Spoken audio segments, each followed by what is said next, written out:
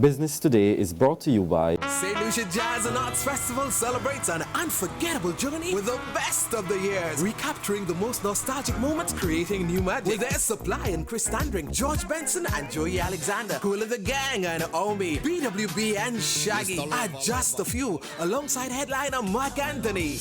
An island party not soon forgotten. The St. Lucia Jazz and Arts Festival 25th anniversary, April 29th to May 8th. Visit stluciajazz.org. Executive producer, the St. Lucia Tourist Board. Platinum sponsor, RBC Royal Bank. This is Business Today for April 14, 2016. I'm Marlon Madden. Big opportunities await current and prospective entrepreneurs.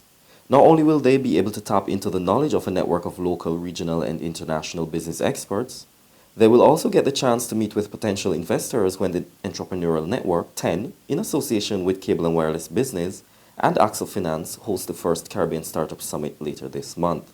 The event, which will be held at the Lloyd Erskine Sandyford Center between April 29th and 30th, will see speakers from Barbados and the Caribbean, North America, the United Kingdom, and Africa making presentations to delegates on a wide range of business topics. Delegates will take part in a range of workshops and open forums, as well as have the opportunity to pitch business ideas to potential investors.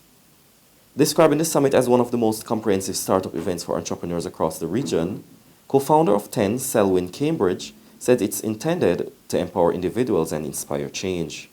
We wanted to be able to get entrepreneurs to understand that the environment within which they're functioning right now requires a paradigm shift in the way they think. And part of that means they have to be able to dial into global networks to understand what's happening on a global stage. This summit is driven fundamentally by the belief that the way we support enterprising youth and entrepreneurs across the region needs to be more collaborative.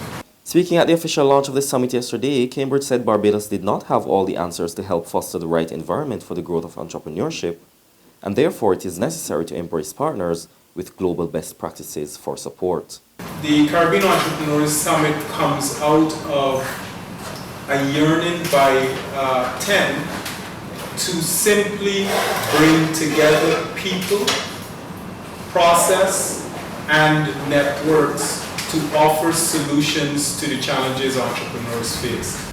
The multi-million dollars Skill for the Future program has been working, and officials are keen on improving the initiative.